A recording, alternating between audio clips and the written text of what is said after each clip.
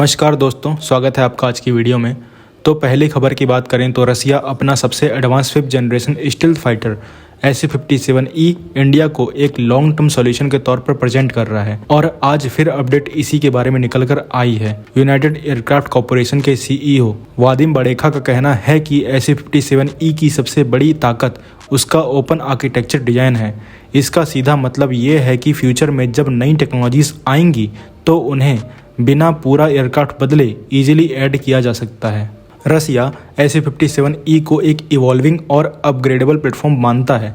आज दुनिया 6th generation aircraft की बात कर रही है और रसिया का क्लेम है कि SU-57 ही वो बेस है जहां 6th जनरेशन टेक्नोलॉजीज को टेस्ट और डेवलप किया जा रहा है। इसमें advance sensors, powerful electronic warfare systems और फ्यूचर के लिए ड्रोन कंट्रोल कैपेबिलिटी जैसे फीचर्स शामिल हैं। रसिया का कहना है कि अगर इंडिया इस एयरक्राफ्ट को अडॉप्ट करता है तो उसे अगले 40 से 50 साल तक किसी नए फाइटर प्लेटफॉर्म की जरूरत नहीं पड़ेगी। इस एयरक्राफ्ट की लॉन्ग लाइफ का रीजन इसका स्ट्रॉन्ग स्ट्रक्चरल डिजाइन है। नॉर्मली फाइटर जेट्स 20-25 सालों में आउटडेटेड हो जाते हैं, लेकिन SU-57E को इस तरह बनाया गया है कि मिड लाइफ अपग्रेड्स के थ्रू ये हमेशा रिलेवेंट बना रहे।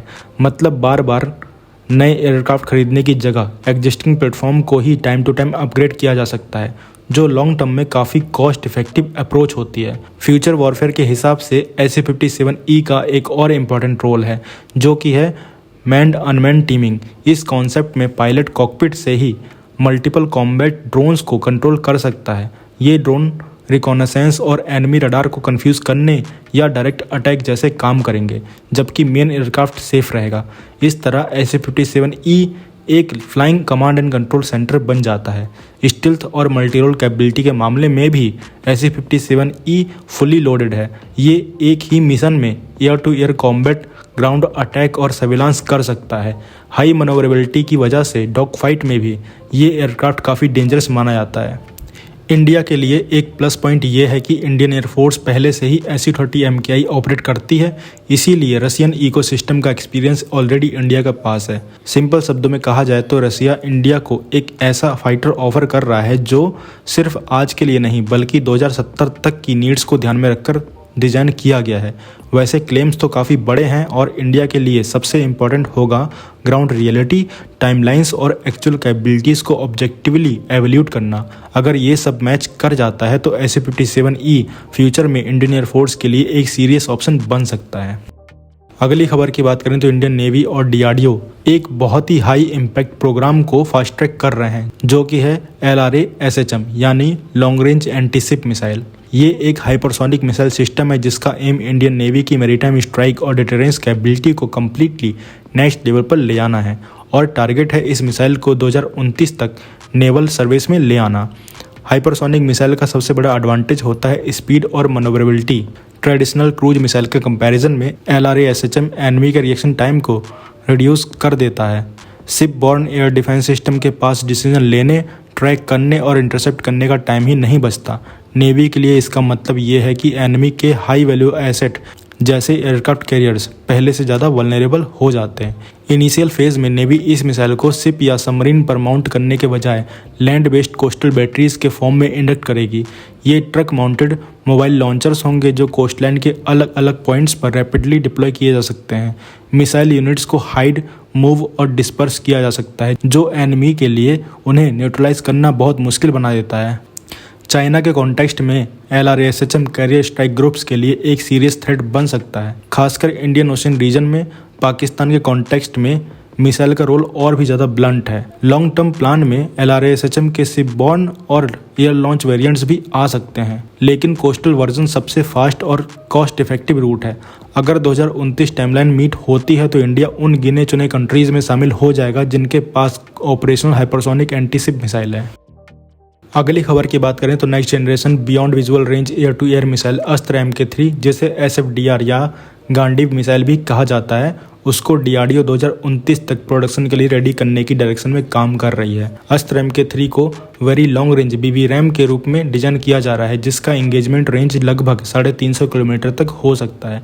इसका मतलब ये है कि इंडियन एयरफोर्स के फाइटर जेट्स अब दुश्मन के AWACS, mid air refuelling aircraft और ISR प्लेटफॉर्म जैसे हाई वैल्यू टारगेट्स को बहुत दूर से ही थ्रेटन कर सकेंगे।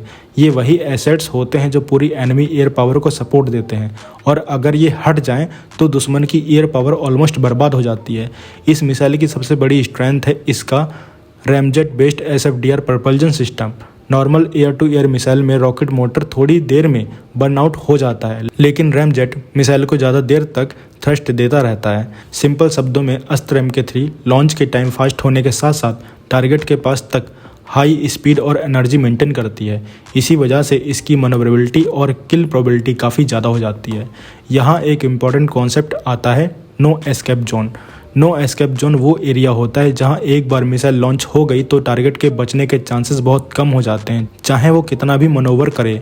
रिपोर्ट्स के मुताबिक अस्त्र MK3 का नो एस्केप जोन दुनिया की बेस्ट BB-RAM में गिनी जाने वाली मीटियोर मिसाइल से भी बड़ा हो सकता है। ये क्लेम अगर टेस्टिंग में प्रूव हो जाता है तो ये इंडियन एयरफोर्स के लिए एक मैसिव एडवांटेज देगा। अभी डीआरडीओ का फोकस रैमजेट इंजन के performance, air flow stability, fuel control और गाइडेंस सिस्टम के सीमलेस इंटीग्रेशन पर है। आने वाले सालों में मल्टीपल टेस्ट कैंपेन प्लान्ड हैं, जिसमें मिसाइल को अलग अलग अल्टीट्यूड और एक्सट्रीम रेंज सिनारियोज में टेस्ट किया जाएगा। अगर ट्रायल्स स्मूथ रहे तो 2029 के आसपास प्रोडक्शन क्लियरेंस मिलना रियलिस्टिकली माना जा रहा है। अगली खबर की बात करें तो L&T precision engineering and system ने एक बड़ा स्टेप लिया है चाणक्य फ्रेमवर्क के साथ। ये एक डिसेंट्रलाइज्ड कोलैबोरेटिव ऑटोनॉमी सिस्टम है जो ड्रोन स्वार्म्स को एक साथ काम करने लायक बनाता है। रिसेंट ट्रायल्स में L&T ने मल्टीपल फिक्स्ड विंग UAVs के साथ फ्लॉकिंग बिहेवियर सक्सेसफुली डेमोन्स्ट्रेट किया। ड्रोन्स ने coordinated take off, in flight synchronisations और कोलाइजन अवॉइडेंस दिखाया और predefined waypoints follow करते हुए एरिया सर्विलांस परफॉर्म किया। सबसे इम्पॉर्टेंट बात यह थी कि ये ड्रोन एक ग्रुप के रूप में बिहेव कर रहे थे, ना कि इंडिविजुअल मशीन्स की तरह। चाणक्य का ऑटोनॉमी लेयर ड्रोन को लोकल डिसीजन मेकिंग की कैपेबिलिटी देता है, जबकि मिशन इंटेंट कॉमन रहता है। वीडियो एनालिटिक्स इंटीग्रेशन फ्यूचर में रियल टाइम टारगेट डिटेक्शन और टास्क रीअलोकेशन जैसे फीचर्स इनेबल करेगा। स्ट्रेटेजिक लेवल पर यह framework low cost unmanned platform को फोर्स मल्टीप्लायर बना देता है। आने वाले फेज में लार्जर स्वार्म्स, मिक्स्ड प्लेटफॉर्म्स और कंटेस्टेड इलेक्ट्रॉनिक एनवायरनमेंट्स में टेस्टिंग एक्सपेक्टेड है। अगर ये सिस्टम ऑपरेशनल लेवल तक पहुंचता है तो इंडिया के सर्विलांस और रिकॉनेसेंस कैपेबिलिटीज़ में एक साइलेंट रिवॉल्यूशन आ सकता है। तो आप क्या कहेंगे इस खबर के बारे में कमेंट सेक्शन में जरूर बताइए। मिलते हैं नेक्स्ट वीडियो में। Thanks for watching. जय हिंद, जय भारत।